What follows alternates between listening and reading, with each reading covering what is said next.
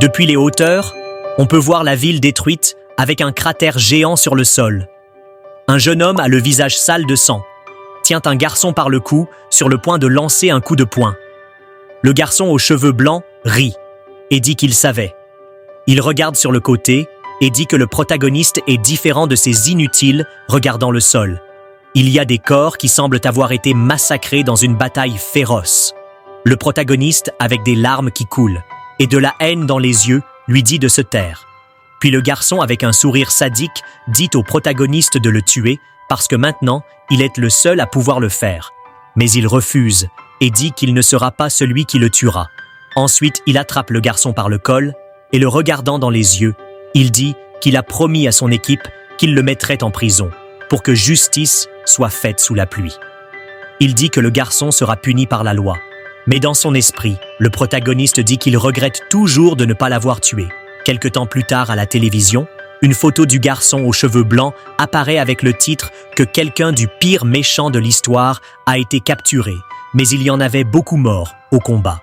Le présentateur dit que le méchant qui a fait trembler de peur le monde entier a été condamné à mort, et dans la salle d'audience, il y a plusieurs soldats armés, tandis que Aang est emprisonné dans une camisole de force. La dame de la télé explique qu'un appareil a été utilisé pour supprimer ses pouvoirs, mais il est avec un sourire indifférent. Il sera emprisonné au 5e sous-niveau de la prison pour méchant cruel appelé Rulas. Un jeune homme regarde en silence pendant que le présentateur dit que certains des héros qui ont combattu aux côtés de G vous sont morts. En entendant cela, le jeune homme montre une réaction amère. Le présentateur continue en disant que les funérailles des héros de l'égalité auront lieu ce soir, tandis qu'à la télévision, un par un, leurs visages sont montrés. Le protagoniste continue en silence, avec une expression sombre, et avant que la dame de la télévision ne dise autre chose, quelqu'un éteint la télévision, Gangu regarde ensuite en arrière et voit un jeune homme en uniforme avec un sourire amical, disant qu'il devrait être allongé et ne pas regarder la télévision, car il est encore en train de récupérer. C'est Gang voit où le frère protagoniste et officier de prison, à la prison de Rulis Gangu, l'appelle par son nom et regarde ses propres mains. Il commence à réfléchir, puis avec un regard sanguinaire, il dit qu'il aurait dû lui-même tuer Han Gangu. Dit qu'il a fait une promesse à ses compagnons, et dans un souvenir, on voit le chef des héros dire que leur travail est de sauver les gens, pas de tuer.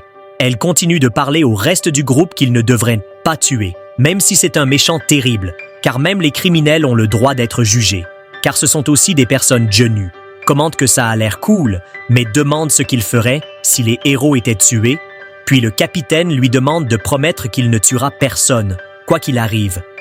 Il reste silencieux, puis dans la chambre d'hôpital, son frère dit qu'il est d'accord avec ses propos, il dit que seule la loi peut condamner les gens, mais ce sont des agents comme lui qui doivent exécuter les peines. Il partage ensuite des informations confidentielles selon lesquelles Aang sera exécuté la semaine prochaine et qu'il sera président.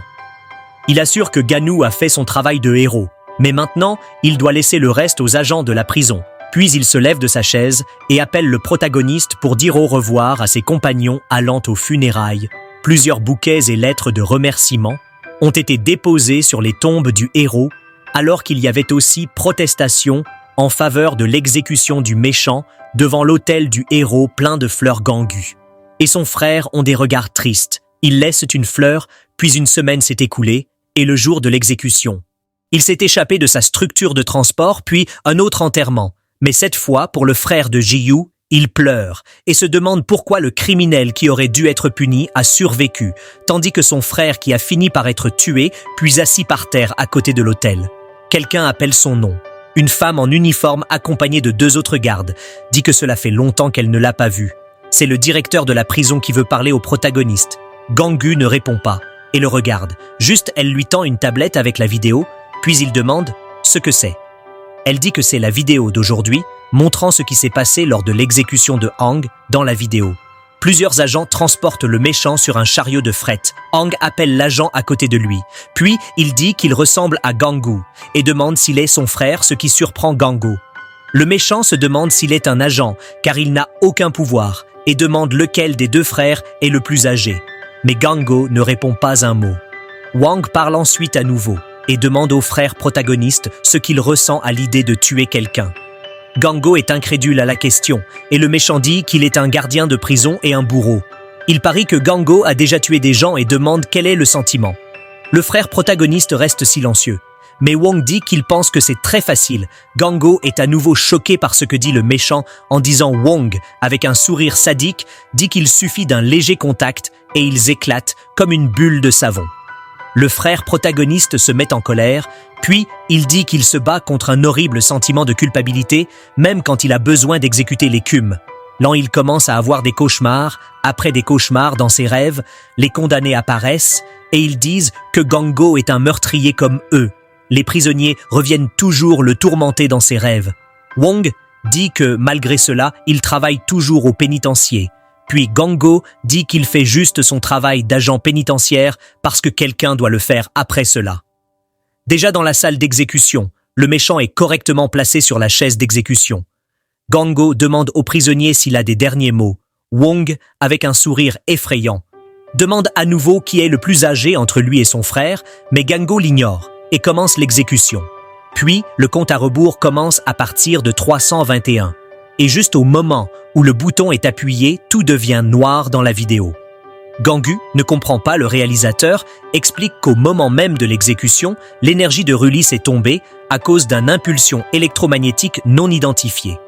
L'écran vidéo reste noir dans la prison, les gardes se demandent si c'était une panne de courant, et Gango cherche déjà où se trouve le prisonnier jusqu'à ce qu'il entende une voix à côté de lui apparaître Wang, libéré de ses contraintes, avec un sourire sur son visage, disant qu'il savait que seul Gangu pouvait le tuer. Gango crie aux autres agents de descendre, puis une explosion se produit. La fumée remplit le couloir. Un agent appelle des renforts à la radio, disant que le prisonnier a cassé le dispositif d'extinction alors qu'il répète le message à la radio. Une main touche son épaule à côté de lui.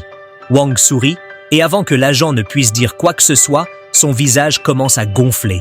Le prisonnier sourit toujours et dit que c'était une explosion. Soudain, la tête de l'agent éclate et des morceaux volent partout. Gango est horrifié de voir cela. Le psychopathe commence à s'approcher, puis il dit qu'il pense que Gango est le frère aîné et demande s'il a raison. Le frère protagoniste attrape son appât et, dans un mouvement désespéré, essaie de frapper le prisonnier. Mais avant qu'il ne puisse finir le coup, il a suffi à Juan de lever la main pour faire tourner complètement son bras. C'était en un clin d'œil. Gango est tombé au sol en hurlant de douleur, et Wong demande s'il a bien compris. Le frère du protagoniste tremblant n'abandonne pas et attrape à nouveau son mordu en disant au prisonnier qu'il mérite d'être puni par la loi. Mais le psychopathe le regarde avec indifférence, puis Gamov passe à l'attaque en disant que justice sera faite. Mais il a suffi à Juam de lever le bras qu'en quelques secondes, le frère du protagoniste a été écrasé.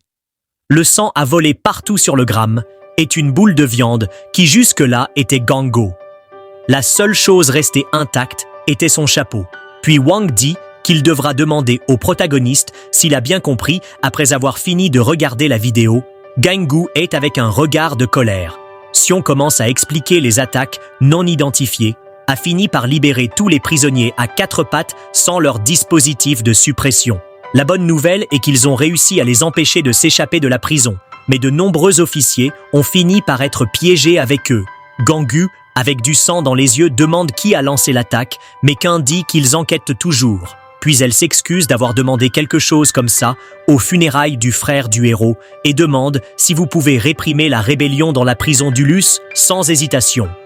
Gu est d'accord, mais à une condition, il se souvient de ce que son compagnon a dit. La prison est actuellement dans le chaos total, avec des prisonniers essayant d'ouvrir la porte. Ses compagnons croient que les héros sauvent les gens et ne doivent pas tuer soudainement la porte. Commence à s'ouvrir pendant un moment. Tous les prisonniers s'arrêtent pour observer, puis ils commencent à célébrer en courant vers la sortie. Le frère de Jiu a dit que seule la loi pouvait condamner les gens, mais que ce sont les bourreaux qui exécutent la sentence en quelques secondes. Les prisonniers ont tous été jetés avec un coup explosif. Voyant cela, tout le monde était confus à la porte. Se tenait un homme. Gu ne voulait pas entrer dans la prison en héros avec un regard mortel. Il se présente comme le nouveau gardien de prison, car plus tôt, il avait demandé à entrer. Rulas en tant que bourreau en entendant ce nom. Une expression de surprise est immédiatement apparue sur les visages des prisonniers. Ils commencent à se demander pourquoi il y a un héros portant l'uniforme d'un agent, Mais bientôt, leurs visages deviennent malveillants, pensant que Gangji était un imbécile. Ils peuvent en profiter. Ils décident de l'attaquer, mais il n'est pas intimidé et reste immobile. Puis, quand ils sont suffisamment proches, il lance un coup de poing, et avec un seul coup de poing, il parvient à percer les corps des prisonniers, les faisant se fendre en deux et s'envoler. L'impact était si fort qu'il a créé une traînée de carnage parmi les prisonniers qui étaient tous étonnés par ce qu'ils ont vu. Ils ne pouvaient pas croire ce qui venait de se passer. Gu commence à tester le microphone intégré dans son uniforme, puis commence calmement à expliquer à tout le monde que par ordre du gouvernement, tout le monde là-bas du rez-de-chaussée, dans chacun des sous-niveaux, jusqu'au 5e sous-niveau, où se trouve Aang en entendant la voix du protagoniste Wong, s'excite. Mais Gangu ne souhaite que remplir le devoir de son frère. Puis il termine en disant que tous seront exécutés immédiatement. Les prisonniers ne peuvent pas croire ce qu'ils ont entendu. Bientôt, ils commencent à crier en demandant de quoi diable ils parlent. Mais Genu reste serein, puis il demande s'ils pensent que c'est injuste de mourir après avoir tué tant de gens. L'un des prisonniers à l'arrière commence à se plaindre. Son nom est Elida et il a tué 12 personnes. Alors il dit qu'il n'en a pas tué autant. Un autre nommé Brooks, qui a été arrêté pour avoir tué 7 personnes, dit qu'il a plus de doigts sur ses mains que le nombre de personnes qu'il a tuées. Un gros nommé Cad, qui a été arrêté pour enlèvement d'enfants, agression sexuelle et homicide, dit qu'il a tué moins de 5 personnes, puis tout le monde commence à se demander qui il est pour décider qu'il va les tuer, et commence à demander un avocat en disant qu'ils sont aussi des êtres humains silencieux dans le haut milieu de la foule. L'un d'eux semble élaborer un plan. Il pense qu'ils font trop de bruit. Son nom est Choi Go-han, qui a été arrêté pour agression sexuelle et pour avoir tué 8 personnes. Choi commence à planifier quelque chose pendant que l'agent est distrait avec les autres prisonniers. Danu reste serein face aux plaintes, puis Troy profite des cris et passe rapidement à travers tous les prisonniers sans que personne ne s'en aperçoive. Mais il voit du coin de l'œil quelque chose s'approcher. C'était la jambe de G qui a frappé un coup de pied en plein visage du Fuji. Immédiatement, les autres prisonniers se sont tus et son corps de Troy tombe bée menant au sol. Le nouvel agent dit que vous leur donnerez le choix. Il dit qu'ils peuvent calmement verrouiller le dispositif de contrôle et retourner dans leurs cellules pour attendre leur exécution. La deuxième option est de mourir de ses mains. Là, les prisonniers ont peur d'entendre ça, mais l'un d'eux maudit le protagoniste et demande ce qu'il dit. Puis il dit que naturellement, la meilleure option est la dernière. Il explique qu'ils vont mourir de toute façon. Donc il vaut mieux mourir en se rebellant, et avec un sourire cynique, il demande si les termes de la négociation ne sont pas irrationnels dans cette situation. Mais Genji répond que ce n'est pas une négociation, car la dernière chose qu'il peut leur offrir est la miséricorde. Immédiatement, tous les prisonniers commencent à trembler pour leur vie, et en viennent même à se demander pourquoi un héros de l'égalité est là. Certains prisonniers décident d'utiliser à nouveau l'appareil de contrôle. Le prisonnier sarcastique commence à ouvrir la bouche avec une lueur qui en sort. Puis il pousse le cri de Sonic et cela fait à nouveau taire tous les prisonniers. Il lève le doigt et appelle tout le monde à l'écouter, puis il dit que même s'il est un héros de l'égalité, il n'est pas nécessaire de conclure un accord avec un seul homme fort, car il a déjà réussi à tuer un héros de seconde classe grâce au travail d'équipe, ce qui laisse les autres prisonniers surpris et incrédules. En entendant cela, les prisonniers, qui étaient sur le point de se rendre, commencent à sourire à la possibilité de vaincre le nouvel agent, puis le prisonnier, avec le cri de Sonic, dit qu'il n'y a pas besoin d'avoir peur et dit qu'ils le tueront pour retrouver leur liberté. Après avoir entendu cela, Ganji se rend compte qu'il doit être le chef des ordures que l'officier avait mentionné dans un souvenir. Le directeur explique que Rulis sépare les prisonniers en fonction du niveau de danger qu'ils représentent. Au premier étage sont ceux qui ont tué beaucoup de gens. Il y a plus de 300 tueurs en série qui se dirigent vers le sous-niveau du premier étage. Il y en a 100 qui ont mis des villes en danger. Le deuxième étage en a plus de 30 qui ont mis une métropole en danger. Et au troisième étage, il y a 10 personnes qui ont mis la nation en danger. Le sous-niveau du quatrième étage a 5 personnes qui ont mis le continent en danger. Et enfin, au sous-niveau du 5e étage, il n'y a que 3 personnes, dont Aang, qui ont mis le monde entier en danger. Seon demande s'il pense que c'est beaucoup, mais dit que le nombre de personnes à traiter sera beaucoup plus petit. Puis elle parle des prisonniers du 2e sous-niveau. Il y a 2 jeunes là-bas qui utilisent une sorte de pouvoir qui tient les gens par la tête et leur ordonne ensuite de confesser leurs péchés. Déjà, au sous-niveau du 5e étage, où Juan trouve une autre fille qui s'est libérée des contraintes de la camisole de force. Il tient une boule de viande dans sa main et dit qu'il ne savait pas qu'il y avait quelqu'un là, pendant que le réalisateur explique aux protagonistes qu'ils ne sont pas très amicaux l'un avec l'autre. La fille regarde Ash différemment. Il fait un sourire sadique et dit que tu pourras passer le temps. Gangu arrive. Le directeur continue en expliquant que le premier étage est unique. Elle montre une photo et dit que tous les prisonniers sont unis autour de cela. Le prisonnier sur la photo est... Le prisonnier qui a crié son nom est Illison. Il a une capacité spéciale. Le chapeau renforce les camarades grâce au son qu'il émet en prison. Gangu dit que le prisonnier a tué 7 personnes dans un hôpital en comptant l'héroïne Tos, 8 personnes. Mais Illison le corrige et dit que c'était 10 personnes. Puis avec un sourire malveillant, il dit que l'héroïne était enceinte de jumeaux. Le protagoniste regarde en silence, puis il appelle un directeur au micro de l'uniforme et demande à quel point la prison est solide, car il aura besoin d'un peu de force, mais elle lui dit de ne pas s'inquiéter, car elle garantit que la prison ne s'effondrera pas. Le protagoniste est soulagé de ne pas avoir besoin de retenir sa force. Illison dit qu'il bluffe. Il a dit que le protagoniste n'a rien fait, même quand il était un héros de l'égalité, et parie qu'il a capturé Aang en utilisant l'appât de ses collègues, puis avec un sourire sadique, il dit qu'il l'enverra là où se trouvent ses collègues, puis il active sa capacité avec un cri ordonnant aux autres prisonniers de tuer Ganou. Les prisonniers commencent à ressentir de la force, et grâce à la capacité, ils sentent qu'ils débordent de force. Illison appelle tous les prisonniers de là et leur ordonne d'attaquer. Mais Gangu, il donne juste un coup de pied avec une aura rouge foncée, et tous les prisonniers sont coupés en deux sans même pouvoir l'atteindre. Ilin et les autres prisonniers étaient paralysés de voir cela, ne comprend pas ce qui vient de se passer. En quelques secondes, tous les prisonniers qui ont attaqué ont été brisés au sol et cela laisse Illison terrifié sans perdre de temps. Gangu commence à lancer sa prochaine attaque. Il lève sa jambe haut et piétine le sol avec force. Son énergie ressemble à un éclair qui attaque tous les prisonniers en les jetant en l'air. L'impact était si fort qu'il s'est répercuté dans toute la prison. Quelque part à l'intérieur d'une cellule, un prisonnier avec un masque sur le visage est surpris d'entendre le bang et reconnaît immédiatement que Ganou est là. Les prisonniers ont été jetés avec cette attaque. Tout le monde criait en tombant, mais regardez-le. Yu arrive d'en haut avec de l'énergie émanant de sa main sur le point de frapper. Sa main se transforme en griffe alors qu'il commence à activer son mode de capacité. En entendant cela, les prisonniers crient et essaie de l'attaquer pour arrêter son coup, mais Gangu active le mode 1 de sa capacité. Un éventail d'énergie transperce tous les prisonniers en même temps. En même temps, ils forment une toile de mort en quelques secondes. Les prisonniers sont coupés en deux. Illison n'a même pas eu le temps de réagir. Il ne pouvait pas y croire avec une seule attaque. Gayu a laissé un tas de corps derrière lui, les prisonniers ont été massacrés, puis le protagoniste donne le rapport au micro.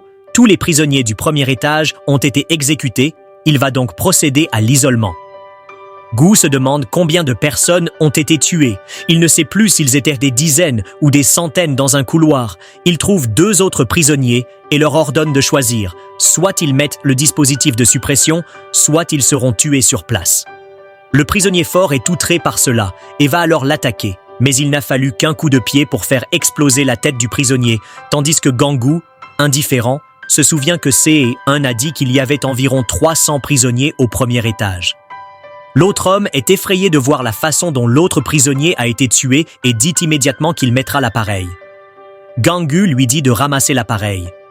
L'homme étend les mains avec un air de peur et demande l'appareil, mais il fait un sourire sadique et une boule d'énergie violette apparaît dans ses mains, puis il tire un rayon d'énergie sur Gangu et demande si le protagoniste pensait que vous lui obéiriez. Mais après avoir terminé son rayon, Gangu est intact. L'un des méchants que son compagnon Tommy a capturé a dit qu'il se sent désolé pour les gens qui n'ont pas de super pouvoir de type physique, après que Ton l'ait capturé avec sa capacité de chaîne. Le méchant dit que les gens avec ce genre de pouvoir ne sauront jamais la sensation exaltante d'écraser une personne de ses propres mains et comme Gangu frappe le prisonnier, il se demande si cela devrait donner une sensation d'euphorie, mais il dit que c'est juste comme casser un œuf avec son poing en atteignant l'isolement. Il entre le code pour ouvrir la cellule à l'intérieur, c'est un homme, et il dit qu'il se demandait quel était tout ce bruit. Le prisonnier de masse, en voyant le protagoniste, confirme que c'était lui, responsable du bruit. Il demande depuis combien de temps c'est. Chiek, Fielder en prison pour cannibalisme et profanation de cadavres. Il se lève et commente que le héros a trouvé un autre travail, bien qu'il ne semble pas avoir un bon visage. Puis Gangu lui propose de choisir entre mettre l'appareil ou mourant le prisonnier, enlève son masque et dit qu'il ne savait pas qu'ils se rencontreraient. Comme ça, dans un souvenir, Chuck est attaché à un poteau de pierre, attaché par les chaînes de Tom. Mais à ce moment-là, Gangu réalise quelque chose. Un pot, le sang coule à côté de sa main sévère.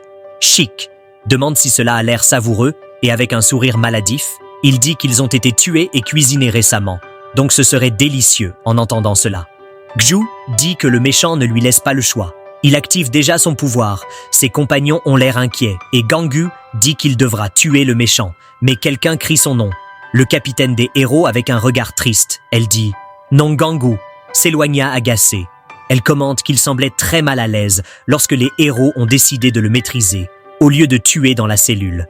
Ganu est déjà avec son pouvoir activé et dit que s'il ne choisit pas de mettre l'appareil, il considérera qu'il a choisi la mort. Le prisonnier demande à Jenu s'il savait pourquoi il a tué autant de personnes. Mais d'un geste rapide, le protagoniste arrache la tête du prisonnier et dit qu'il n'est pas intéressé. Mais une voix continue de parler. Chuck est toujours en vie et dit qu'il a tué des gens pour qu'ils se souviennent de lui. Puis il continue en disant que lorsqu'il tue quelqu'un, il devient la personne la plus mémorable de leur vie. Et grâce à son pouvoir, il peut l'utiliser pour enregistrer sa mémoire dans les yeux des victimes terrifiées, en utilisant son pouvoir d'hallucination pour qu'elles ne l'oublient jamais, même dans la mort. Et la preuve en est qu'il se souvient de tous ceux qu'il a tués, puis il demande à Gangu s'il doit montrer chacun d'eux. Alors Chip commence à utiliser son pouvoir pour amener une fille. Mais avant qu'il ne puisse réagir, son bras est coupé d'un coup rapide alors que son bras saigne. Gju se demande si c'est pour ça qu'il est un prisonnier solitaire. Il forme une épée avec son énergie tout en disant qu'il veut vraiment arrêter la bouche bavarde de Sh. Puis il commente que son pouvoir ne peut pas être assez rapide pour esquiver l'attaque de Jaeyu. Chuk, avant de mourir, demande au protagoniste s'il se souvient du nombre de personnes qu'il a tuées jusqu'à présent. Gangu dit qu'il ne s'en souvient pas parce que les déchets comme lui ne méritent de pas d'être rappelés. Mais il est surpris de voir quelque chose. Ses camarades héros apparaissent devant lui. Le capitaine le regarde avec tristesse, lui demandant de ne pas faire ça. Jenu est sans voix.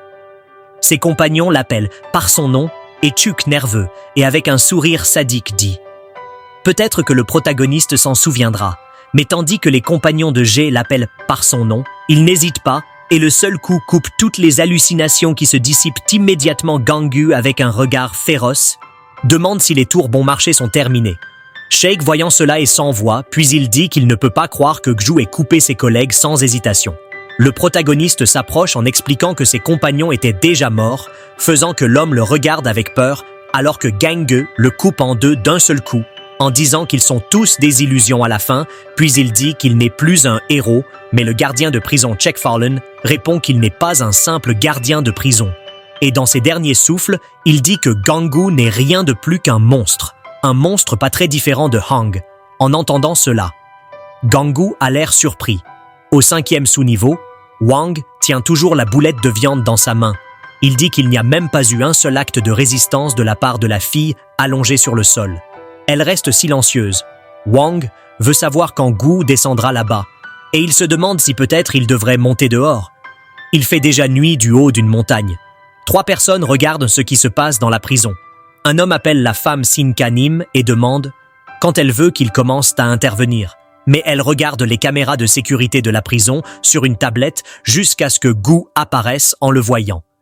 Elle est heureuse et dit que tu seras son mari. L'homme n'arrive pas à croire ce qu'il a entendu, puis Sinka répète que Gu le fera, soyez son mari.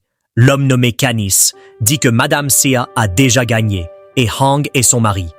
La femme de son autre côté s'appelle Ka et elle est d'accord avec Canis. Tash, c'est pourquoi ils ont lancé l'attaque contre Eljuan. Canis dit que Gigi est un héros et un obstacle au progrès humain. La femme qui regarde dit qu'il était un héros, mais maintenant il ne semble plus en être un Canis. Et Kat disent donc qu'elle ne doit en choisir qu'un, car la polygamie est un crime et ça est indécise, quant à savoir lequel des deux choisir. Puis avec un regard excité, elle décide qu'elle choisira celui qui survit. Avec un sourire, elle se demande lequel des deux se sera dans la cellule. Le directeur semble féliciter Gandu pour son travail après avoir vu les corps tomber. Elle commente qu'il n'a pas perdu de temps et a nettoyé le premier étage en un instant, puis elle suggère qu'il se repose un peu, car les prisonniers deviendront exponentiellement plus puissants, mais Jae-yu nie qu'il veuille descendre immédiatement. Alors il lui demande d'ouvrir la porte. Elle est d'accord, mais avant qu'il ne descende, Seong a une faveur à demander. Elle dit qu'elle reçoit toujours des signaux, car il y a toujours des gardes vivants aux étages inférieurs. Il envoie des signaux. Alors, elle lui demande de les aider, afin qu'ils puissent retourner dans leur famille. Gangu demande si Seung sait combien d'agents sont en vie à chaque étage, mais elle dit qu'elle ne connaît pas le nombre exact, car tous les appareils de communication sont cassés sous le premier étage, sauf un. Sur l'un des étages inférieurs, un agent rampe sur le sol, les caméras et tous les autres appareils de communication du 5e SUEF fonctionnent. L'agent crie pour demander de l'aide, mais derrière lui se trouve Wong, accompagné d'une femme volante. Le méchant lève simplement la main, puis le garde commence à gonfler et explose en jetant du ketchup partout. Seung dit qu'elle est, bien sûr. Quelqu'un veut qu'il voie ce qui se passe là-bas. Après avoir entendu cela, Gangu dit qu'il va continuer, puis les âges préviennent qu'ils sont prêts à ouvrir la porte du premier sous-niveau, puis le directeur accorde la permission. Lorsque la porte s'ouvre, elle dit à nouveau d'être prudent car il y a une différence de force entre les prisonniers du premier et du deuxième étage, ils sont comme le ciel et la terre. Mais la porte s'est à peine ouverte et deux prisonniers sont soudainement apparus et ont porté un coup sur Gangu. L'un d'eux l'appelle un idiot et l'autre demande si le plus rapide est le gagnant. Gangu commence immédiatement à être abattu. Ils étaient déjà préparés, car ils savaient que le protagoniste irait là-bas en voyant cela. Le directeur s'inquiète pour Gangu, mais juste devant elle, une prisonnière apparaît en disant qu'elle devrait s'inquiéter pour elle-même, car elle a aussi ses propres problèmes. Il remarque quelque chose quand il la voit de près, puis voyant qu'elle est le chef des gardes, il l'attrape par le cou et dit que c'est une opportunité rare. Il dit qu'il a toujours voulu lui enlever ce regard présomptueux et il se demande ce qu'il devrait faire. Puis il crie aux autres prisonniers en disant celui qui attrape le directeur en premier aura une opportunité. Mais il perd bientôt la parole quand il regarde en arrière. Tous les prisonniers étaient morts sur le sol. Il ne comprend pas ce qui s'est passé, mais quand il lève les yeux, Gangu arrive d'en haut avec un coup de poing chargé d'énergie et encore avec un seul coup de poing. Il brise le prisonnier. L'impact fait tomber le directeur au sol, puis Ganu prévient. Il lui dit de ne pas descendre à l'étage suivant, car ce n'est pas sûr. Stan, toujours un peu surpris par la situation, accepte, mais quand Gangu part, elle l'appelle et dit que le méchant Tomoki, capturé par Thomas, est en isolement au premier sous-niveau. Il dit qu'il sait et avance pendant ce temps dans la cellule d'isolement, au premier sous-niveau. Le prisonnier, après avoir entendu le coup de jet, commence à se demander si les prisonniers ont réussi à s'échapper, mais une femme les appelle stupides et dit bien sûr que non, puis demande s'ils pensent qu'il y a quelqu'un parmi eux capable de faire un si gros bruit. C'est Tomoki qui a déjà tué 28 héros. Elle dit qu'elle a dit aux prisonniers de rester, mais ils n'ont pas voulu écouter. C'est une ancienne héroïne qui croit qu'ils sont devenus des méchants parce qu'ils ne pensent pas avec leur tête. Soudain, un grand gars l'appelle un. Il demande si elle veut mourir, mais elle n'est pas intimidée et se demande s'il pense pouvoir la tuer.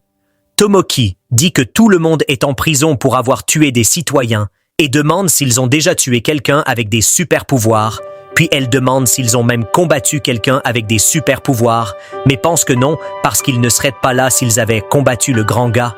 Puis dit qu'il est sur le point de tuer une personne avec une capacité spéciale et commence à activer sa capacité, mais avec un seul coup d'oki, il est coupé en deux. Puis elle demande qui elle veut tuer ou mourir, car elle a déjà capturé d'innombrables méchants alors qu'elle était une héroïne. Alors elle a appris à se battre contre des gens avec des super-pouvoirs, et c'est avec cette connaissance qu'elle a tué de nombreux héros. Puis elle dit qu'elle leur apprendra s'ils unissent leurs forces, elle dira comment chasser une personne avec des capacités spéciales et surtout elle connaît les capacités de G. Les prisonniers sont surpris d'entendre qu'elle connaît les capacités du protagoniste, puis ils demandent comment elle le sait, Oki dit qu'elle a eu une longue carrière en tant qu'héroïne et a donc une bonne idée de la plupart des informations sur le héros. L'un des prisonniers demande quelle différence cela fait. Il dit que Gangi faisait partie du groupe d'égalité qui n'était composé que de héros de première classe et qui est différent d'un héros de troisième classe. En entendant cela, Tomoki rit, puis elle dit qu'après que Loza soit devenu leader de l'égalité, il y a eu des réformes dans l'industrie des héros. Elle a redéfini le sens du héros et leur a interdit de tuer des méchants. De plus, elle a souvent créé des équipes pour s'entraîner ensemble, et finalement le système de classification des héros a été aboli. Oki dit ensuite que lorsque Gangu est devenu membre de l'égalité, c'est lorsque le système a été aboli que personne ne s'attendait à ce qu'il entre, car il n'avait pas de réalisation notable, et il y avait même des rumeurs selon lesquelles il avait des relations puissantes. Le prisonnier dit qu'il n'a jamais vu Gu se battre, mais en peu de temps, il lui a fallu pour nettoyer le premier étage. Il doit être au moins un héros de 2e classe ou un niveau au-dessus d'eux. Suki dit que le premier étage était plein de racailles.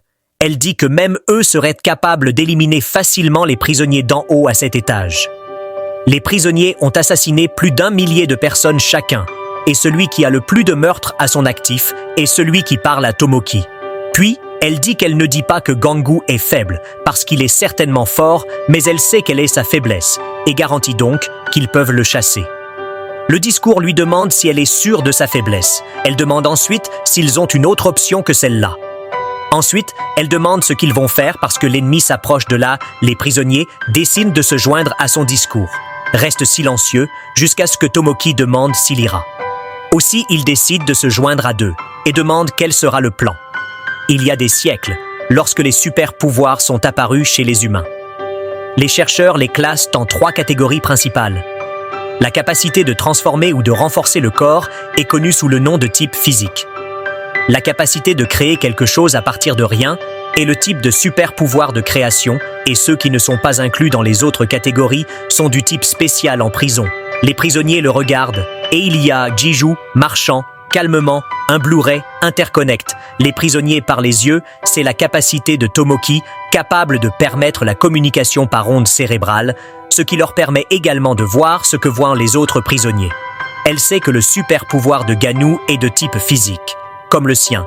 Tomoki se souvient quand elle a réalisé qu'elle avait découvert sa faiblesse, quand elle était encore une héroïne, et l'a vue s'entraîner. Il utilisait un robot d'entraînement, un robot conçu pour l'entraînement au combat de retour en prison. Ganu propose à nouveau 2 options. Soit mettre le dispositif de suppression, soit mourir.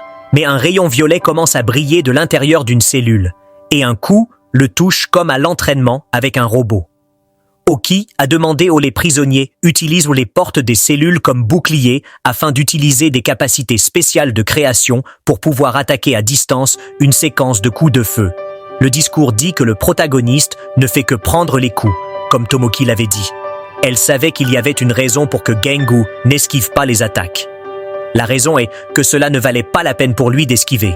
Alors en pensant à cela, Moi a ajouté une chose aux attaques à longue portée, et soudainement, Gangu est pris par surprise. Plusieurs dispositifs de suppression lui ont été attachés grâce aux attaques à longue portée de Lahar. Le gars utilise sa capacité pour réparer les appareils, le plan semble avoir été un succès plus tôt. Oki a envoyé les prisonniers chercher des appareils dans les cadavres des gardes. Le discours dit que ce sont des appareils du premier sous-niveau, et demande s'ils fonctionneront sur lui. Mais Tomoki dit que 10 d'entre eux devraient suffire à supprimer un héros de deuxième classe et 15 pour un héros de première classe. Puis elle donne cette tâche à Million qui a le pouvoir d'attacher un objet à une cible. Ensuite, elle dit que juste pour être sûr, ils vont attacher 30 appareils. Ganu est plein d'appareils sur son cou, bras et jambes. Voyant cela, les prisonniers obtiennent excité. Mais il y avait 3 erreurs dans la stratégie de Tomoki. Les appareils ont commencé à se briser. C'était la première erreur. En quelques secondes, Gu a été libéré. Les prisonniers étaient sans réaction, et juste après avoir frappé plusieurs prisonniers en l'air, les appareils n'ont pas fonctionné, car la force de G dépasse de loin celle d'un héros de première classe. Le discours rapporte que tous les appareils ont été détruits, alors que Tomoki est sans voix après l'attaque. Les prisonniers survivants commencent à courir, et Tomoki transmet le message pour préparer la prochaine stratégie. Puis quelqu'un dit à Ganu de ne pas bouger. Un prisonnier utilise un agent comme otage et menace de le tuer si le protagoniste bouge. D'autres prisonniers retiennent également 2 autres otages tout en essayant de négocier. Mais avant qu'ils ne puissent finir de parler, Genu utilise sa capacité et lance un rayon qui transperce les prisonniers, les tuant et libérant les gardes en quelques instants. C'était la 2e erreur malgré le pouvoir de G étant de type physique. Il est aussi de type spécial. Et il y a eu aussi le 3e échec, L'un des prisonniers appelle le protagoniste, dit qu'il va remettre l'appareil de contrôle, puis demande que sa vie soit épargnée. Mais Ganou le tue avant qu'il ne puisse finir de parler. C'était la 3e erreur de Tamiko, en essayant d'utiliser une stratégie pour quelqu'un à qui cette stratégie ne s'applique pas. Danel utilise son pouvoir pour attaquer tous les prisonniers autour, même ceux qui sont loin. Puis avec un regard agacé, il dit qu'il est trop tard. De loin, la parole est tombée à travers les ondes cérébrales. Voyant cela, il devient effrayé, désespéré, et demande à Tomoki s'il y a un autre plan, mais elle l'ignore et refuse de croire ce qui vient de se passer. Il crie en disant qu'il n'aurait pas dû la croire, mais Tomoki continue de se demander pourquoi les appareils n'ont pas fonctionné. Même s'il y en avait 30, la parole dit que tu vas mettre le contrôleur et elle lui dit de se taire, puis elle se met en colère et lui transperce la poitrine avec une attaque. Puis elle commence à demander qui il pense être pour élever la voix parce qu'ils ne sont pas au même niveau, juste parce qu'ils sont ensemble après avoir tué la parole. Elle commente qu'elle en avait plus qu'assez pour contenir un héros de première classe, mais il a réussi à tout casser et à effrayer. Elle se demande pourquoi il ne s'est pas battu en première ligne puisqu'il est si fort. Rien de tout cela n'avait de sens pour elle soudainement. Il y a un bruit, un agent pénitentiaire rampait en remarquant qu'il avait été vu. Il commence à pleurer désespérément en implorant de l'aide, puis il lève le bras sur le point de l'attaquer mais sa main est coupée. Il lui faut un certain temps pour comprendre et derrière elle se trouve Gju. Au début, il l'appelle une héroïne, mais se corrige bientôt et l'appelle une prisonnière, puis lui demande si elle a un dernier mot. La femme commence à rire nerveusement parce qu'elle sait qu'elle a des ennuis. Gangu demande si ce sont ses derniers mots, mais elle demande s'il est vrai qu'il est le seul héros de l'égalité encore en vie. Quand il confirme, elle rit, puis demande s'il est également mort. Mais Ganji reste silencieux. Avec Satomo, à la confirmation que Tommy est vraiment mort. Elle commente qu'elle a dit à sa petite sœur idiote de ne pas devenir une héroïne, puis dit qu'elle ne peut pas croire qu'il a tué autant de personnes en faisant partie de l'égalité et demande si les autres héros le savent. Elle essaye de provoquer en disant qu'il sait que Loza a essayé de changer l'industrie des héros, mais se demande si elle ne serait pas triste de savoir qu'il a défait tout son travail. Danu la regarde fixement pendant un moment et dit que ses derniers mots étaient trop longs. Il y a quelque temps, quand Tomoki est devenue une héroïne, elle sentait qu'il y avait quelque chose qui n'allait pas avec l'industrie des héros. Il chassait les méchants, et cela donnait l'immunité, même lorsque des citoyens étaient tués dans le processus, et ils étaient au-dessus de la loi dans une ruelle. Un bruit sourd tient une fille, pointant un couteau sur son cou. Quand un héros arrive, il crie au héros « Non !» pour bouger, mais en une seule attaque, le criminel est coupé en deux, ce qui finit également par tuer la fille. Tandis qu'un héros donne un sourire malicieux et dit que la mission était accomplie, Tomoki s'appelait Bliss pour une raison simple. Elle marchait main dans la main avec sa petite sœur qui disait qu'elle l'aidait toujours. Cette fille était Tom, a dit qu'elle était très incroyable, tout comme un héros. Tom n'avait aucun super pouvoir et dépendait beaucoup de sa sœur. Mais il y avait aussi quelque chose de tordu quelque part dans l'esprit de Tomoki, parce qu'elle était d'accord avec Tommy en disant qu'elle est vraiment incroyable, avec ce ton quelque peu arrogant. Elle avait un travail en tant qu'héroïne, le travail de sauver des gens. Mais au lieu de se sentir fière, elle l'a fait pour ressentir un sentiment de supériorité sur les autres. Pour moi, a continué ses activités jusqu'à ce qu'elle tue un méchant pour la première fois lors d'une mission, lors de son premier meurtre pour la première fois de sa vie, elle a ressenti un sentiment de supériorité écrasant qu'elle n'avait jamais ressenti auparavant. Tomoki s'est rendu compte que pour elle, tuer des gens était exaltant. Après cela, elle n'a pas arrêté de tuer n'importe qui sans distinction que ce soit un méchant ou un citoyen, et même des héros. Mais le type de meurtre préféré d'Oki était de tuer ses collègues les plus faibles. Elle aimait l'expression de surprise et le sentiment de trahison au point de se perdre avec le plaisir de cette sensation, l'expression de voir un collègue supplier d'être épargné qui a laissé moi sur un petit nuage et elle ne s'est jamais lassée de ce sentiment, mais aucun crime ne reste impuni. Tommy a trouvé suspect que sa sœur rentre tard le soir, en sentant le sang. Alors un jour, elle a décidé de la suivre. Et dans une ruelle sombre, elle a été témoin d'une scène de meurtre causée par sa sœur aînée Toman. Est étonnée par cela. Tomoki dit qu'elle lui a dit de ne pas quitter la maison si tard, puis elle dit qu'il n'y a pas moyen. Et avec un sourire sadique demande si Tommy veut la rejoindre. Sa petite sœur ne croit pas ce qu'elle a entendu, et Tomoki dit qu'elle le fera seule. Mais Tommy crie, puis Chech donne un piteux de nulle part qui finit par empêcher la main de Tomoki. Tommy a fini par éveiller sa capacité, qui était sa première activité en tant que future héroïne. Après ce jour, Tommy est devenue une héroïne et a continué à poursuivre sa sœur, qui est devenue un méchant, jusqu'au jour où elle a finalement attrapé Tomoki lorsqu'elle a été capturée. Elle dit que Tom n'est plus appelle sa sœur, et c'est triste. Puis elle dit que son pouvoir est devenu plus fort, mais c'est encore plus triste, puisque son pouvoir n'est pas de type physique. Elle dit que ceux qui n'ont pas de capacité physique sont vraiment pitoyables, mais restent silencieux. C'est à ce moment que Tomoki dit qu'ils ne comprendront jamais à quel point c'est excitant d'écraser les gens directement. Et puis elle dit que sa petite sœur ne la comprendra jamais, mais dit qu'elle n'a jamais eu de sœur comme elle dans la cellule. Tomoki demande si sa sœur est morte sans souffrir. Puis Gangu parle de quand elle s'est sentie dans une bataille contre Juan. Elle avait mal, et dans ses derniers mots, elle a demandé à sa sœur de la sauver. Il dit que Tommy est mort, en cherchant sa sœur aînée. Tomoki dit qu'elle n'aurait pas dû demander ça, puis elle active sa capacité et dit qu'entendre cela ne la fait se sentir qu'empirée. Juste après avoir fini de parler, elle passe à l'attaque. Le protagoniste reste serein, et quand elle le frappe avec sa lame juste devant ses yeux, il disparaît simplement et réapparaît juste derrière elle. Tomoki essaie de réagir à temps, mais Gangu lance un coup de pied, la faisant être projetée contre le mur. Beaucoup de poussière commence à s'élever après l'impact, mais Jenu reste au même endroit. Puis de l'intérieur de la poussière, Oki émerge avec une autre attaque, mais Gangu lui donne un coup de poing dans le ventre en guise de contre-attaque, la faisant cracher du sang, puis tombant à genoux sur le sol. Sa capacité est même désactivée. Tandis que Ganu dit que même si elle est une prisonnière dans le couloir de la mort, il est triste de devoir tuer quelqu'un de la famille de son coéquipier. En entendant cela avec un regard plein d'espoir, demande s'il pourrait l'épargner. Elle baisse même la tête et dit qu'il est un héros, mais Gangu dit qu'il n'en est plus un. Malgré cela, elle continue de le supplier de l'épargner, grabanger sa jambe et dit qu'elle ne veut pas mourir en entendant cela. Il dit que ce genre de situation maintenant est quelque chose qu'elle a dû voir plusieurs fois fréquemment, puis il demande ce qu'elle a fait avec les gens qui l'ont supplié Oki. En pleurant, laisse échapper un rire nerveux, voyant qu'il n'y a pas d'issue. Alors Gangu donne le coup final. Le bruit de son combat avec les prisonniers a fait trembler toute la prison, même à l'extérieur Canis.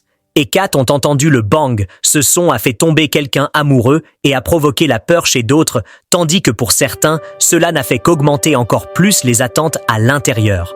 Au dernier étage, Juan s'excite et décide qu'il ne peut plus attendre et devra monter. Mais il reçoit un coup qui le projette au loin, au point de faire tomber le chapeau qu'il a pris au frère de Jay. Ju est surpris par cette attaque. Quelqu'un apparaît en lui demandant s'il s'ennuie.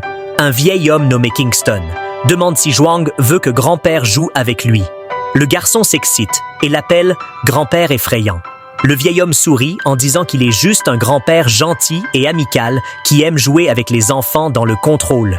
R2 agents appellent le directeur et lui demandent pour regarder la caméra au 5e sous-niveau. Ils sont en alerte avec la rencontre de Kingston et Wham, ce que le réalisateur dit que c'est une bonne chose et dit que cela signifie que l'un d'eux mourra. Elle espère que Kingston gagne car il n'est pas aussi dangereux que Juan, mais elle remarque quelque chose d'étrange.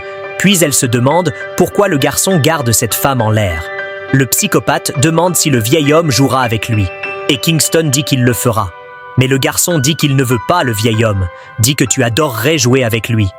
Kingston a été le premier criminel à être emprisonné à Ruhul, mais contrairement à la plupart des prisonniers des niveaux 4 et 5, qui étaient en prison pour avoir tué des millions de personnes, il n'en a tué que 3. Sa première victime était le méchant nommé Caracas, qui était le plus puissant à son époque.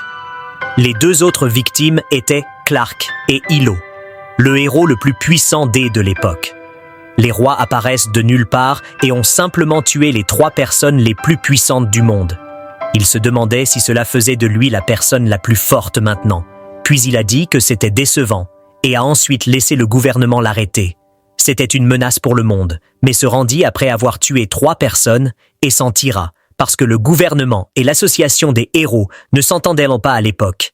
Il réussit à faire reporter son exécution de 30 ans après l'insistance de W. Avec sa capacité, les cadavres commencent à bouger et commencent à flotter autour de lui. Puis il les transforme en boulettes de viande, alors il dit qu'ils peuvent jouer un peu et commence à tirer les boulettes de viande sur le vieil homme. Mais il reste immobile, puis avec un mouvement doux de la main, il attrape l'une des boulettes de viande et la jette dans une autre direction, et commence à répéter cela à une vitesse absurde en quelques secondes. Toutes les boulettes de viande sont derrière lui. C'est comme si elles le traversaient. Juan a l'air indifférent et le vieil homme fait un petit sourire.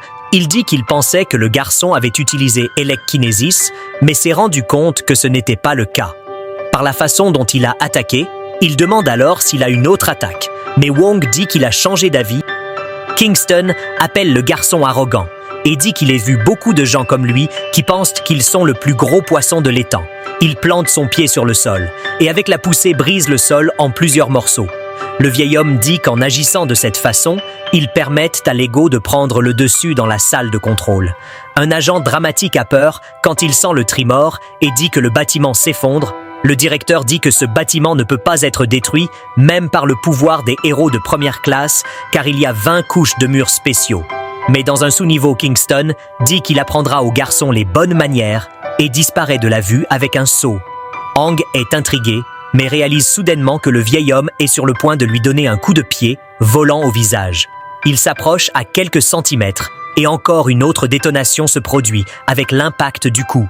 Toute la prison tremble, et le directeur ne peut plus supporter le drame de l'agent même. Gang-gu, sans le Bang-sion, demande qui a gagné le combat, et l'agent dit que ce n'est pas le problème. Au sous-niveau, Wong a l'air surpris. Puis l'agent informe que Kingston a détruit tous les murs. En entendant cela, le directeur dit qu'ils sont foutus. Hang dit qu'il est comme un vivant plateforme de forage et demande combien de murs il a brisé. Il envisage même de suivre Kingston, mais quelqu'un derrière lui demande « Pourquoi suivre un vieil homme ?» La femme sourit. C'est la même qui regarde de l'extérieur de la prison. Elle dit que ce sera plus amusant pour Hang de rester là et de lui parler. Le directeur n'arrive pas à croire ce qu'elle voit. Juan demande à la femme qui elle est, et Sinka répond qu'il en saura plus sur elle, s'il parle depuis la salle de contrôle. Le directeur se demande qui est cette femme et comment elle est arrivée au 5e sous-niveau. Mais avant de continuer la conversation, Stia pointe du doigt la caméra et dit aux téléspectateurs qu'ils peuvent partir, puis éteint la transmission. Le réalisateur est très irrité pendant ce temps. Gandu arrive à une autre porte. Il annonce qu'il a franchi le 1er sous-niveau et demande au réalisateur d'ouvrir les portes du 2e sous-niveau. Le réalisateur essaie de parler. Elle lui demande d'attendre, mais le signal est interrompu. Il dit que le signal doit être mauvais dans les étages souterrains, puis ouvre les portes à la main sans aucun effort, alors que Gu descend les escaliers. Il remarque quelque chose de différent, au 1er étage et au 1er sous-niveau. Ils sentent le sang partout, mais il n'y avait aucune puanteur. Du tout, au 2e sous-niveau. En fait, il n'y avait tout simplement personne, pas même un cadavre en vue. Tout était trop propre jusqu'à ce qu'il entende un cri. Une fille en uniforme de gardien de prison court après 2 monstres. Ils semblent vouloir la dévorer. Et elle leur crie de rester loin jusqu'à ce qu'elle remarque Ganou. Et demande de l'aide à ce moment. L'un des monstres derrière elle est sur le point de tirer quelque chose de sa bouche, mais est détruit d'un seul coup du protagoniste. La fille tombe à genoux sur le sol et est surpris. Genu demande si elle va bien. Mais la fille court le serrer dans ses bras et l'appelle à nouveau Gango. Elle dit qu'elle pensait qu'il était au 5e sous-niveau et demande pourquoi il ne lui a jamais dit qu'il avait des super pouvoirs.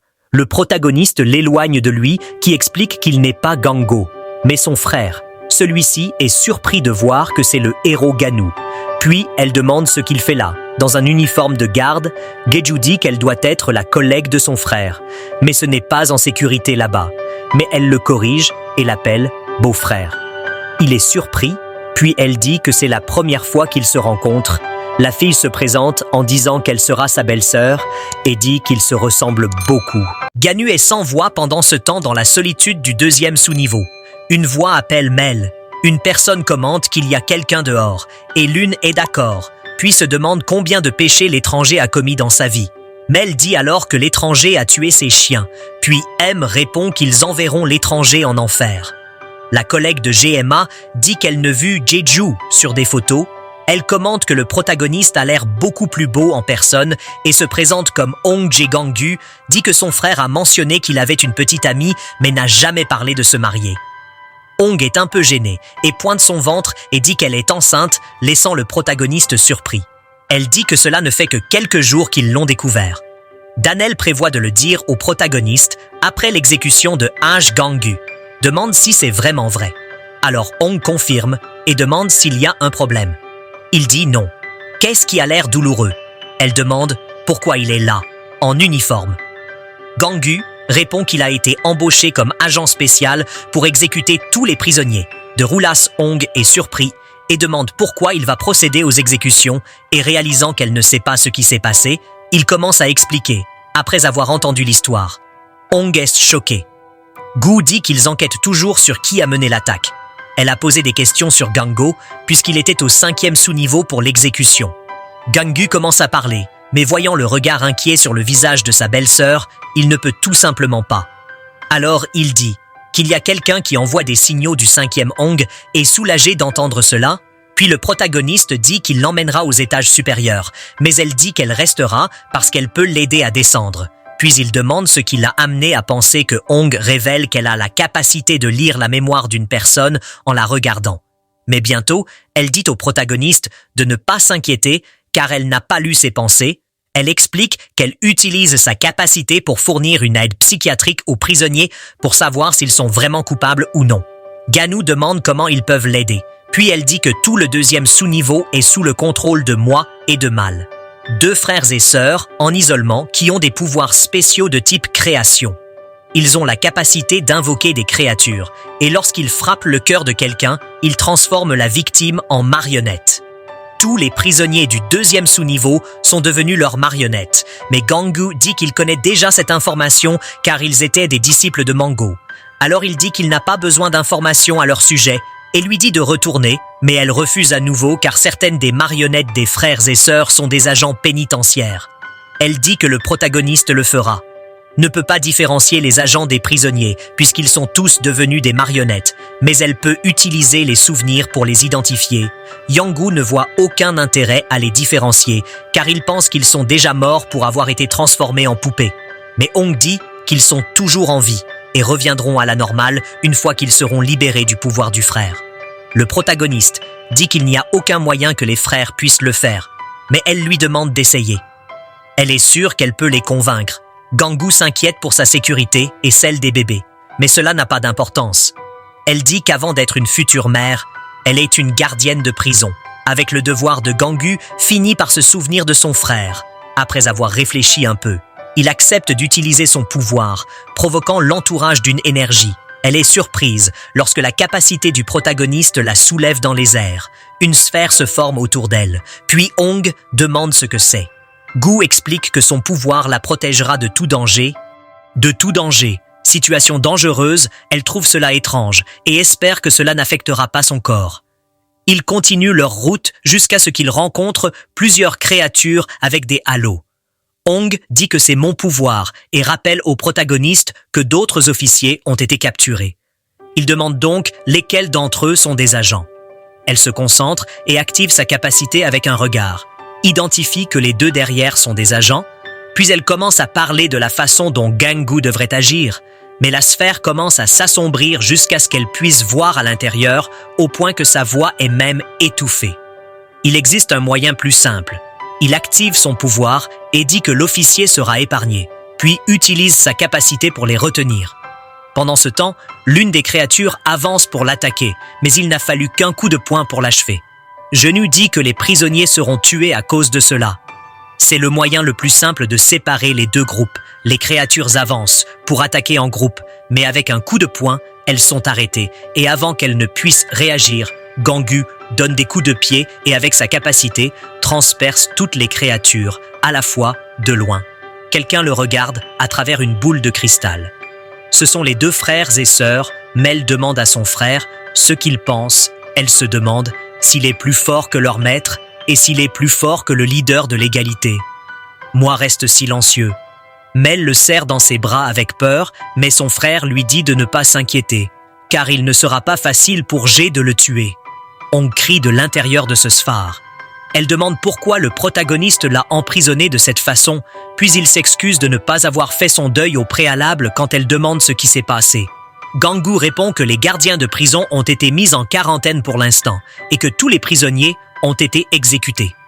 Hong ne comprend pas, puis dit que les dispositifs d'exécution sont au 5e sous-niveau, mais Jenu dit qu'il les a exécutés lui-même.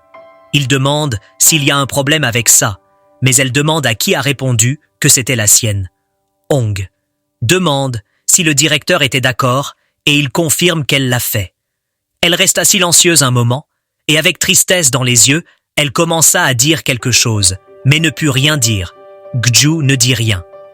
Elle demanda s'il allait bien, puis il dit qu'il avait juste rempli ses devoirs de gardien de prison et demanda s'il y avait quelque chose de mal à cela. Mais On dit « Bien sûr qu'il y en a un ». Elle soutient que le travail d'un gardien n'est pas de tuer des prisonniers, mais de les réhabiliter. Mais avant qu'elle ne puisse continuer, Gang-gu dit qu'il est fatigué d'entendre ses discours idéalistes tout le temps, des choses comme ce que Loza ou son frère ont dit. Il sait très bien le résultat de la poursuite de ses idéaux. Les prisonniers ont pris d'innombrables vies de personnes innocentes. Maintenant, peu importe qu'il soit un gardien de prison ou un héros. Il a réalisé qu'il aurait dû tuer ceux qui ont renoncé à être des êtres humains. Plus tôt, Hong est effrayé d'entendre cela et dit qu'ils sont aussi humains, mais Jenu ne croit pas ce qu'il entend. Puis il demande si elle dit vraiment qu'ils sont humains. Du 2e sous-niveau, sont tous des criminels qui ont tué des centaines ou des milliers de personnes pour Gang-gu. Ils méritent de mourir dans le passé. Il y avait beaucoup de controverses sur l'existence de la peine de mort parce que beaucoup de gens sont morts injustement. Mais il dit que, puisqu'elle a des capacités psychiques, elle a dû ressentir ce qu'ils ressentaient. Hong dit qu'ils ont tous leurs propres histoires, en particulier les hommes des mois, mais Gang-gu dit que tout le monde en a une, y compris les victimes qui ont aussi leurs propres histoires. Et enfin, il demande si cela importe vraiment qu'il soit tué par lui ou exécuté par la peine de mort. Hong essaye de faire valoir, mais Gang-gu lui dit d'arrêter. Il veut juste qu'elle arrête de parler, car si elle continue, il la renverra et résoudra la situation à sa manière après cette discussion. Il continue d'avancer jusqu'à ce qu'il rencontre un autre groupe de gardes transformés en créatures Gu, lui demande de dire lesquels sont des gardes après les avoir identifiés. Il se prépare, elle le regarde avec tristesse dans les yeux et dit que Gang-gu serait très triste s'il découvrait ce que faisait son frère en entendant cela. Gang-gu se met en colère. Les créatures avancent pour l'attaquer. Mais il ne bouge pas. L'une d'elles lance une attaque directement sur le cou, mais la lame s'est cassée, sans causer d'égratignures. Les mots de Hong résonnent dans sa tête, et se souvenant que Gang-gu devient de plus en plus possédé en attaquant, il réfléchit à lui-même qu'il se vante toujours, mais se sent en colère et frustré dans son esprit, vient le souvenir de Loa qu'il ne peut pas admettre, puis vient le souvenir de son frère, tandis que Gu continue d'attaquer les créatures. Hong est effrayé en voyant cela. Mais il continue avec les attaques. Toutes les créatures avancées, d'un coup des boules d'énergie, commencent à se former avec son pouvoir. Danu pense à la frustration qu'il porte, puis active le mode 5 de sa capacité. Et les boules frappaient toutes les créatures à la fois. Il décide de vendre sa frustration en tuant les prisonniers en quelques secondes. Toutes les créatures ont été tuées. Il ne reste qu'une pluie de sang, tandis que Gang-gu pense en lui-même qu'il le fera. Rel libère sa frustration, même si c'est juste un peu de loin. Sinko le regarde. Son œil semble avoir une certaine capacité pour cela. Elle rougit et dit qu'il est devenu encore plus cool en prison. Gang-gu continue d'avancer en tuant les créatures qui apparaissent jusqu'à ce qu'il rencontre 3 gardes de prison transformés, mais il remarque quelque chose et regarde sur le côté. La porte s'ouvre. De là, 2 personnes émergent qui disent que c'est un plaisir de le rencontrer. Ce sont les 2 frères et sœurs Mel et moi. Gang-gu dit qu'il n'arrive pas à croire qu'il soit venu le voir seul. Il commente que ce sera moins gênant pour lui et dit que c'est aussi un plaisir de les rencontrer. Hong essaie de leur parler, mais Mil demande pourquoi elle n'est pas allée les voir, puisqu'elle aurait dû être envoyée au paradis. Yanu leur dit de désactiver leur capacité. Il commence à accumuler de l'énergie dans sa main et dit que s'ils obéissent, ils auront une mort sans douleur. Je demande s'il y a même une option où ils ne seront pas tués. Gangu explique ensuite que les prisonniers des 4 premiers et du premier sous-niveau avaient la possibilité d'utiliser les dispositifs de contrôle ou non. Il a l'air possédé et dit que les monstres du 2e sous-niveau qui ont tué d'innombrables personnes n'auront d'autre choix que de mourir. Je dis qu'il a entendu dire que Gandu est un collègue de son maître, mal à son frère. Parle du moment où Loa les a capturés et dit que Giju a une aura très différente d'elle. Puis elle crie en disant que le protagoniste ira en enfer. Il commence à charger à nouveau de l'énergie et dit qu'ils verront qui ira en enfer en premier. Je essaie de négocier en disant qu'il désactivera ses capacités si Genu les épargne, mais il refuse. Ong leur dit que cela ne fera qu'empirer la situation. M la reconnaît, puis essaie de la convaincre qu'ils n'ont commis aucun crime mortel et dit qu'elle doit les comprendre. Ong est inquiet de voir qu'ils refusent de coopérer. Ganu dit que cela ne fonctionnera pas du tout et avec un lit de haine, dit qu'il ne négociera pas avec les monstres. Ong commence à changer de voix, Genu dit qu'il n'y a pas d'autre moyen mais que ce n'est pas grave parce que les monstres ne devraient pas ressentir de la douleur. Alors il crée un marteau avec sa capacité M, dit qu'ils ne souhaitent pas se battre et qu'ils peuvent peut-être négocier s'il écoute leur version de l'histoire. Mais Gangu refuse immédiatement. Ong lui demande de parler aux frères et sœurs pour résoudre pacifiquement. Mais il couvre à nouveau sa vue dans la sphère, puis, avec un visage irrité, lui demande de se taire et piétine le sol, qui lance son pouvoir pour lier les frères et sœurs. Il crie de douleur. Danu commente les moyens de torturer le méchant. Il connaît très bien ses méthodes et il dit qu'il ne savait pas qu'il viendrait un moment où cela serait utile. En entendant cela, les frères et sœurs ont peur. M dit que parler ne fonctionne pas parce que le protagoniste n'est pas un être humain. Sa sœur dit qu'ils ne sont pas des monstres après avoir entendu cela. Genu est surpris que les 2 frères et sœurs qu'il avait capturés soient en fait 2 prisonniers transformés. Mais la voix des frères et sœurs continue de parler en arrière-plan qu'ils sont des humains avec des pouvoirs spéciaux. Gangu tue les 2 prisonniers sans hésitation. Les frères et sœurs se demandent pourquoi les gens les appellent différemment. Ils demandent quelle est la différence entre eux et les autres, et plus des créatures apparaissent. Mais au même instant, Gangu coupe toute leur tête en un clin d'œil, tout en se sentant extrêmement irrité par Aar l'homme. Regarde à travers la boule de cristal inquiet que son frère utilise les créatures pour briser le mur et demande si elle a besoin d'aide. Mais elle nie la défense de Gyu est très forte. Elle crée un cercle magique avec son pouvoir et l'utilise sur la boule de cristal. Puis un cercle magique géant apparaît devant le protagoniste, juste après l'apparition de plusieurs créatures géantes. C'est le pouvoir d'un invocateur. Mais Gangu lance immédiatement un coup de poing sur l'une des invocations, car pour lui, ce n'est rien. Comparé à un vrai être humain, il saute et descend en écrasant la créature d'un coup de pied. Elle tombe, provoquant un bang. Elle invoque l'entouré, mais il active son pouvoir, puis avec son rayon rouge, et coupe à nouveau toutes les créatures d'un seul mouvement, sans subir une seule égratignure. M est très inquiet de voir ça. Elle demande combien de temps cela va prendre. Erepa dit qu'il reste encore environ 10 minutes, mais elle dit que ce ne sera pas suffisant, et tire un peu de sang de son doigt pour une nouvelle invocation. Mais quand elle est sur le point de utiliser la boule de cristal, un bang se produit. Le plafond est détruit, soulevant beaucoup de poussière, et les frères et sœurs ne comprennent pas ce qui s'est passé. C'était Gang Yu qui venait d'arriver. Mel tombe déjà en larmes en voyant qu'il y a un énorme trou dans le plafond. Gangu dit que s'il attrape les frères et sœurs un par un, ce sera la fin pour eux et leur dit de désactiver leurs capacités pour que leur mort soit indolore. Gangu regarde les frères et sœurs avec un regard de haine. Il regarde la prise qu'il a faite dans le plafond et se demande combien de capacités il a des pouvoirs, mais Gangu s'approche, puis il leur parle à nouveau pour désactiver leurs capacités. Ils ont peur, mais moi n'écoute pas. Et avec un claquement crée des cercles d'invocation au-dessus de Gangu. Tu lèves les yeux. 4 créatures angéliques, géantes ont été invoquées. Michael, Gabriel, Raphaël et Uel. Mais au même instant, Gangu active son pouvoir et avec un seul coup de pied, laisse les créatures en morceaux. Les frères et sœurs ne s'attendaient pas à ce que M soit sans voix, mais crée à nouveau un cercle d'invocation. Mais cette fois, il a amené des gardes de prison, puis il crie à Ganu de rester loin d'eux. J'essaie de négocier en utilisant les gardes comme otages. Mais Ganu l'interrompt à nouveau en lui disant de libérer les gardes. Le frère entend une voix et regarde sur le côté.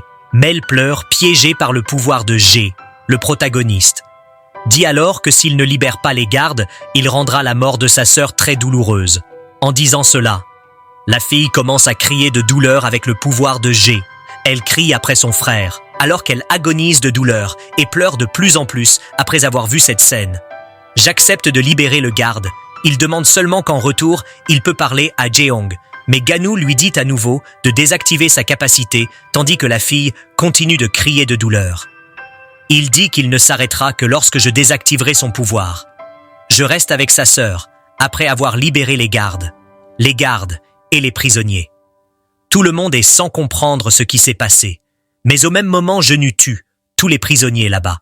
Les frères et sœurs ont peur, vous, et les gardes sont surpris, puis ils demandent à Gangu ce qui se passe. Mais il leur dit seulement de retourner à l'étage, ils obéissent, sans poser de questions. M dit que maintenant qu'il a désactivé sa capacité, un protagoniste devrait tenir sa promesse. Il dit qu'il laissera les frères et sœurs parler à Hong. Ils sont surpris, mais Ganu dit qu'il vaut mieux pour eux d'aller ailleurs en premier, parce que cette scène n'est pas quelque chose qu'une femme enceinte devrait voir de retour. Là où se trouve le garde Hong, elle demande ce qui s'est passé, mais Gang dit que le travail est fait après avoir su que tous les gardes ont été libérés. Elle a posé des questions sur les frères et sœurs, et Gangu dit qu'il voulait lui parler avant de mourir. Hong essaye de dire qu'ils peuvent utiliser le dispositif de contrôle, mais le protagoniste lui dit de ne pas le faire répéter. Les monstres du deuxième Suève, qui ont tué d'innombrables personnes, seront tués de ses propres mains. Garde Hong est à nouveau étonné par cette réponse, mais je lui demande s'ils ont vraiment fait quelque chose pour être tués. Il dit qu'ils n'ont rien fait pour justifier leur exécution et lui demande de dire quelque chose à ce sujet. Genu lui demande rapidement, elle dit les noms des frères et sœurs et dit qu'ils doivent être tués en entendant cela. Les frères et sœurs s'embrassent, tristement. Hong essaie de dire autre chose, mais à la fin, elle n'a plus pu rien dire d'autre. Gangu demande s'ils ont autre chose à dire, mais ils ne disent rien. Puis le protagoniste dit qu'il tiendra sa promesse. Il est temps de commencer l'exécution Mel des épargnes et commence à supplier pour qu'il soit épargné. Elle s'accroche fermement à son frère, mais Gju va frapper Ag sa cause et après que la poussière soit retombée, notre protagoniste est surpris puisque leur maître vient d'apparaître créant un bouclier qui les protégeait, le Mago, qui était le compagnon de G, et l'égalité In, les frères et sœurs sont surpris par cela.